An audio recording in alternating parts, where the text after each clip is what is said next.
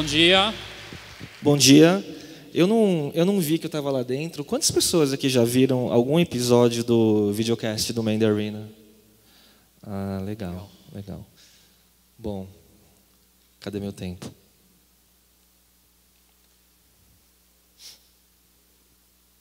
Bom, primeiro, obrigado, Ricardo. Um projeto super inovador aí, corajoso da sua parte. Obrigado por ter chamado a gente. E é uma super honra a gente estar podendo abrir aqui, ser o primeiro para tanta gente. A gente estava até vindo para cá falando, puxa, mas no primeiro horário, quantas pessoas será que vão estar, né? Será que vai todo mundo chegar? E chegaram, né? Muito bom. Mas a gente está aqui para falar do Man the Arena. E o que é o Man the Arena, né? Antes de falar sobre o videocast, falar um pouco sobre os 3 mosqueteiros que fazem esse projeto, né? Eu sou o Léo Cuba, eu estou empreendendo aí na área de tecnologia e internet aí desde a década de 90. Eu fiz engenharia como formação, né, mas eu tenho empreendido desde a época da faculdade. E, junto com o Miguel Cavalcante, que é o meu amigo do meio, que está nos Estados Unidos, não está aqui hoje, a gente pensou em montar um videocast parecido com o que estava sendo feito lá fora, de conteúdo em vídeo, e isso em 2010, abril de 2010. E o Man the Arena, ele por si só, ele é muito parecido com uma startup. A gente começou com uma hipótese, né, do que seria fazer um conteúdo em vídeo para trocar dicas, curiosidades sobre empreendedorismo, e depois ele virou, 5 anos depois, ele virou isso aqui. E o IN, ele chegou mais recentemente para se juntar a gente. Meu nome é Enchie, eu sou empreendedor também, comecei mais ou menos na mesma época que o Léo. Eu sou bastante focado em comércio eletrônico, comecei a primeira experiência minha foi no startup do Submarino, mas recentemente fui também cofundador da baby.com.br e de um ano para cá comecei um e-commerce chamado forvets.com.br, que é um e-commerce B2B. Nessa estrutura que vocês podem ver pela foto é a evolução, mostra exatamente como o Léo comentou, de como um negócio, uma startup pode mudar, crescer. Esse daqui é o espaço, que é algumas das fotos que mostram essa infraestrutura, a plateia, e esse modelo foi se solidificando, foi amadurecendo a ponto da gente ter sido convidado para fazer curadoria de alguns eventos. Esse evento aconteceu alguns meses atrás em Porto Alegre. Mas, Léo, vamos falar um pouquinho melhor do que é o nosso propósito. É inspirar pessoas. Bastante do que vocês vão ver, assistir hoje, são histórias. Histórias que inspiram as pessoas a se mover, a sair de onde estão, a executar. Histórias daquelas pessoas que estão na arena fazendo alguma coisa. Mas, Léo, o que é o Man the Arena, afinal? É engraçado, né? Porque nesses 5 anos de projeto, a gente já recebeu algumas mulheres empreendedoras para falar no programa, né? E aí tem gente que fala, mas por que é Man the Arena? Não pode ser também Woman in the Arena, né? Mas o Man the Arena, na verdade, ele é o nome de um discurso do ex-presidente americano Theodore Roosevelt, que eu não acho que exista outro texto, outro discurso que explique melhor o que é o empreendedorismo. Ele serve muito bem, né? Porque ele fala... não importa quem são os críticos, não importa quem está do lado de fora, né? O que importa é o homem que está na arena, no campo de batalha, lutando, suando, sangrando, caindo e levantando e conquistando seus objetivos, né? Então, por isso que a gente usou o nome Man the Arena como o título do nosso videocast já lá em 2010, né? E a gente descobriu que de um bate-papo a gente queria ouvir histórias de quem está fazendo acontecer, que são os fundadores, os grandes empreendedores, não só na área de tecnologia, mas qualquer empresa inovadora que pode ser em qualquer segmento, né? Bom, nesses 5 anos... Perdão. Opa, será que travou lá? Direita e esquerda, Léo. Consegue diferenciar? 5 anos, 75 episódios. Volta um pouquinho. 5 anos, 75 episódios produzidos, né? Então, assim, a gente tem tido uma constância muito grande para gerar conteúdo, e o que a gente vê hoje é que a gente construiu um dos maiores acervos de entrevistas, de bate-papo com empreendedores inovadores. Então, a gente convida todos vocês, porque para a gente isso funcionou muito como MBA, né? A gente convida as pessoas para fazer as perguntas que a gente quer, e a gente acaba aprendendo com todos eles, né? E, para quem não conhece, acesse os nossos canais para dar uma olhada, e vocês vão ver muita coisa legal. Mas, no final, a gente está aqui para trazer 3.000 minutos de conteúdo que a gente criou nesses 5 anos e tentar resumir as lições em 18 minutos da nossa apresentação. Então, algumas das lições em comum desses 75 episódios, né? Primeira lição, tenha um propósito, tenha algum objetivo. Toda ideia que sai do papel, ela tem que ter, toda ideia que sai do papel, toda empresa, toda startup, toda vez que vocês tiverem alguma motivação, forem tirar alguma coisa para realmente executar, tenha um propósito, tenha um objetivo para que possa te guiar, possa te saber onde você vai querer chegar. Não importa qual que seja o valor, não importa se seja errado ou certo para você ou para outras pessoas. O nosso entrevistado aqui do episódio 55, o Paulo Lima, que ele é o fundador da revista Trip, ele embute muito esse espírito. A empresa dele utiliza-se muito do conteúdo, da geração de conteúdo em revistas e em várias mídias diferentes, exatamente para poder transformar as pessoas e transformar o mundo. Além do propósito, né, a gente vê que é muito comum, né, e quase que denominador comum em todos os grandes empreendedores, né, é a inspiração, né? A partir do momento que você tem alguma coisa que te move, né, ele traz aquela energia de inspiração que faz as coisas acontecerem e acaba atraindo muita gente, né? Acho que todo mundo deve conhecer a Bel Pesce, né? E a Bel, a gente entrevistou pela primeira vez em 2010, quando praticamente ninguém a conhecia, mas a gente já via aquele drive nela, aquela inspiração de querer transformar, e ela acabou se transformando hoje numa grande educadora do mundo empreendedor, né? E mais recentemente, no mês passado, a gente fez uma segunda entrevista com ela, e a gente viu a capacidade dela de mobilizar e trazer gente, né? Quanta gente se inspira nela também, como uma líder desse movimento, né, de empreendedorismo para as pessoas principalmente mais jovens, né? Então a Bel é um grande exemplo de inspiração. Lição número 3, a cultura. A soma desses dois fatores, o propósito e a inspiração, você pode transformar várias organizações e até as próprias pessoas. Mas quando você aplica isso num grupo de pessoas, num grupo de profissionais ou mesmo empreendedores, ele vai ser aquela cola que vai juntar todo mundo e vai conseguir levar as pessoas para um lugar único. A Ana Júlia, que é a fundadora, aliás, é a co-CEO da BomNegócio.com, que é um site que a gente tem visto bastante na televisão recentemente, né, aquelas propagandas bem engraçadas, ela exemplificou bastante isso. Como a cultura embutida, né, dentro da empresa, aquela que é alinhada com todo mundo, com todos os executivos, todos os fundadores, tem conseguido crescer a empresa de meia dúzia de pessoas para algumas centenas de funcionários. E todo mundo entendendo quais são os valores, quais são os propósitos e onde a empresa deseja chegar. E isso só é possível, inclusive ela comentou alguns exemplos, no início ela conhecia todo mundo. Agora, uma boa parte dos funcionários, ela já não conhece mais pessoalmente.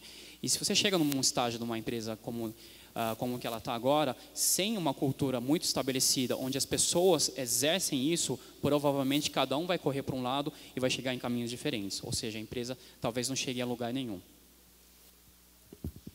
A quarta lição é resiliência, né? Então você tem a energia, você tem o propósito, né?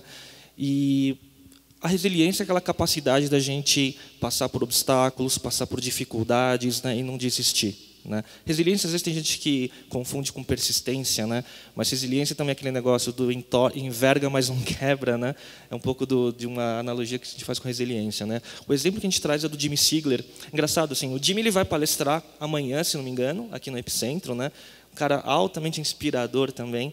Tem gente que olha, acha que é o Steve Jobs. Quando a gente gravou o episódio dele, falou, cara, é o Steve Jobs. E né? Vocês vão vê-lo amanhã. Mas o Jimmy ele tem uma história de ter vindo para o Brasil e de ter montado uma empresa na área de contact center, né? E é um cara altamente resiliente, né? Que passou por várias provações pela vida e que superou e que está construindo, né? Porque a gente vê que se a gente recapitular as lições anteriores, o propósito e a inspiração parece que é a energia que faz você seguir, né? E a resiliência é o que faz você prosseguir e se adaptar pelas dificuldades que aparecem pelo caminho, né? Então, o episódio do Jimmy, eu recomendo muito vocês verem, muito legal para ver sobre resiliência. Lição 5. Até pegando o gancho da resiliência, você insiste, você persiste, você persegue um objetivo, mas nesse meio do caminho acontecem várias coisas, então você tem que ir se adaptando. É a questão do improviso. Muitas vezes a gente está fazendo alguma coisa, estou vendo até, tinha 2 palhaços aqui, agora só tem um, né? O outro saiu, Provavelmente uma grande arte que vocês praticam é a questão do improviso, adaptar a situação que está, ao ambiente e a todas as condições diferentes que muitas vezes vocês tinham planejado no início e não aconteceu. Obviamente a gente sempre gosta de brincar na questão de business plan, é aquele projeto que você pega, ele serve como uma inspiração, mas a execução provavelmente 10% vai ser a realidade. Aqui no nosso exemplo, o Rodolfo O, que ele da SurveyMonkey, ele comentou bastante disso. Ele é um profissional que não sabia praticamente falar inglês e teve que fazer uma das primeiras entrevistas mais importantes que ele fez na vida, entrevista de trabalho, foi em inglês. Ele teve que se virar totalmente e no final das contas foi contratado e alguns meses depois a pessoa que fez a entrevista chegou e falou para ele: olha, eu não sei o que você falou, mas eu achei que você era o cara para esse posto. E ele continuou na empresa e até acabou indo para outra empresa americana também, depois já falando inglês, né? Espero, a gente nunca conversou com ele, então a gente não sabe, mas exatamente essa questão de se adaptar às situações. Ele conseguiu se adaptar àquela diversidade tremenda, conseguiu um emprego, conseguiu o objetivo e atingiu a meta. Só fazendo um parênteses do que ele falou no episódio, que a gente dê uma olhada quando vocês puderem, mas quando ele estava numa das entrevistas, ele estava num restaurante, sendo entrevistado pelos americanos, e parece que o inglês dele era tão ruim que a mesa do lado no restaurante começou a brincar: the books on the table, na frente. E assim, imagina esse cara, que é um country manager hoje da SurveyMonkey, a maior empresa de pesquisas online do mundo, né? O quanto o cara não tem uma energia e um drive para querer muito e fazer acontecer. Né? Vendo o cara, você vê que o cara é um cara fora da curva. Né? Bom, a sexta lição, é claro que inovação ele é um denominador comum para muitos empreendedores. Né? Então, isso é muito óbvio até. Né? Mas a inovação, ela não necessariamente ela pode ser um produto ou uma nova tecnologia. A inovação pode ser um modelo de negócio diferente. Fazer diferente alguma coisa, fazer melhor, isso pode ser inovação. Né? No nosso exemplo, a gente trouxe uma inovação de tecnologia, mas de uma pessoa que ficou muito conhecida no cenário empreendedor brasileiro na área de tecnologia, que é o Marco Gomes, da Bubox. Né? O Marco ele inovou muito na área de publicidade online, né? E tornou-se quase um embaixador do empreendedorismo brasileiro, ganhando vários prêmios pelo mundo, né? E sendo altamente reconhecido até em prêmios improváveis internacionais que ele venceu. Mas o Marco é um cara extremamente inovador e que também inspira pela história dele. São 7, a execução. Isso tudo que a gente vem falando, ele não serve nada. Você pode jogar no lixo se ele só continuar como uma ideia, como um papel, como digital, no Evernote, o que quer que seja. Se você não tirar daquilo lá, não vai adiantar nada. A gente fala muito em execução, principalmente no meio empreendedor, e quando você conversa muito com investidores, eles falam, pega o que é principal, é você testar. Muitas vezes aquela hipótese que você tem, aquela ideia, ela não resiste ao mercado, ela não resiste ao primeiro cliente que você pergunta, você quer pagar? Ele vai falar, a sua ideia é horrorosa. Ou ao contrário, você vai ter talvez novas perspectivas e entender que talvez a sua ideia seja melhor ainda. Isso vocês só vão entender no momento que passar do papel, do digital para a execução. Nosso exemplo aqui é o Vinícius Roveda, ele é o fundador da Conta Azul, que eu imagino que muitas de vocês já conheçam. E eu acho que assim, o exemplo mais interessante para ele é, ele está no mercado altamente competitivo, de ERP para pequenas empresas, sistema de gestão, e você imagina assim, puxa, por que eu vou fazer mais um sistema desse? A execução dele está sendo muito diferente. Cada ideia pode resultar em 10 empresas diferentes. Eu posso pegar o mesmo projeto, entregar para cada um de vocês, vou ter provavelmente o mesmo número de empresas correspondente às pessoas. Então, a execução é importante. A oitava lição, a partir do momento que você vai executar, você vai encontrar competidores no mercado. Né? E a competitividade se torna, a capacidade de enfrentar o mercado e os competidores é muito importante. Né? Nesse exemplo, a gente traz o Thales Gomes, que é o fundador da EasyTaxi, que é hoje o maior aplicativo de táxi do mundo. Mas a ideia, a questão não é o aplicativo, não é a tecnologia, mas muito da agressividade competitiva do Thales. Competitividade acho que não significa ser agressivo, é que nesse exemplo é. Né? A gente estava recentemente com ele num outro evento conversando, e ele estava mostrando assim, os gritos de guerra que ele tem para as equipes dele, que ele tem pelo mundo, né? Porque hoje ele está presente em dezenas de países pelo mundo, Oriente Médio, Ásia, e se tornou o maior aplicativo de táxi do mundo assim, dessa forma. Mas ele tem uma cultura de competitividade muito grande, ele é do tipo que fala, talvez eu seja um pouco diferente da cultura dele, mas ele fala, eu quero matar os meus concorrentes, né? E ele coloca isso na cabeça de cada um que trabalha com ele, e é assim que ele enfrenta o mercado, né? Acho que é tão diferente que você não conseguiu nem fazer aquela energia que ele tinha, né? Não consigo. É interessante, esse vídeo acho que está até no YouTube, depois vale a pena vocês darem uma olhada. Eu acho que é na Tailândia, alguma coisa assim, né? É o escritório do EasyTax na Tailândia, ele fazendo o grito de guerra de vamos matar o concorrente, ou na Singapura, alguma coisa assim. É muito também da questão que a gente viu agora há pouco, quando vocês estavam começando, o Ricardo entrou, deixou todo mundo numa energia lá em cima. Próxima lição.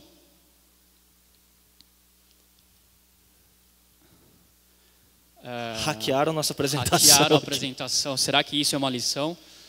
Cadê o Ricardo? Cadê o Ricardo? Puxa saco. Não, você mudou, né? Não era isso aqui combinado, né? Mudou, brincadeira. A gente estava olhando agora a questão de competitividade. A empresa vai para o mercado, vocês vão competir como profissionais, não importa como. Tem que pensar fora da caixa. Um dos modelos é pensar no modelo de agressividade. Você pode utilizar essa técnica, essas estratégias, mas muitas vezes o ideal talvez não seja nem bater de frente. No caso da EasyTax, eles têm muitos recursos, a equipe tem esse tipo de postura, mas você quer usar outras formas para competir, para estar no mercado. E acho que o Ricardo é um cara que exemplifica bastante isso, personifica bastante. O que a gente está vendo aqui é um exemplo disso. Talvez isso não acontecesse se ele não pensasse fora da caixa. E algumas pessoas até interpretam isso como maluquice, né? Não, que o Ricardo é um cara que tem uns parafusos a menos, mas eu acho que é exatamente isso que faz o cara fazer o que ele faz e realizar tanta coisa, né? Então, um cara que é polarizador, mas que está fazendo acontecer, né? Só vamos dar um adendo naquele dia, acho que na entrevista, no que a gente gravou, estava lembrando aqui, tinha um outro entrevistado que era de uma empresa que tinha um tipo de posicionamento exatamente oposto, várias das coisas. Então, acho que é exatamente essa questão da polarização, mas pensando fora da caixa, entendendo que existem muitas formas de fazer diferente. Bom, e a 10ª lição? Bom, para quem assistiu já Mandarin, alguém pode imaginar? Teve alguma tá entrevista faltando, relevante? Né? Alguma coisa? Não? O que pode ser, Léo? Bom, a 10ª lição, o que a gente quer fazer? A gente trouxe aqui um desafio Mandarin Epicentro, né? Por quê? Porque a gente quer ouvir as histórias de cada um de vocês, empreendedoras, então que vocês publiquem nos seus perfis de redes sociais, seja Facebook, Twitter, com essa hashtag e conte a sua história empreendedora, que a gente quer ouvir o que vocês têm a dizer, né? Porque a gente tem visto nesses 5 anos, né, de aprendizado com grandes histórias empreendedoras, ouvindo os melhores empreendedores do Brasil, a gente tem visto que cada história é uma lição, mas que não existe uma fórmula, né? Então, assim, a lição você não consegue repetir a fórmula, a lição do outro. E o que a gente quer agora é ouvir a história de vocês, que vocês sejam o protagonista. E a história que a gente julgar no dia 10 de outubro vai ser um episódio do Mandarina conosco, e a gente vai publicar junto com tanta gente bacana que já está no nosso canal. Obrigado. Obrigado.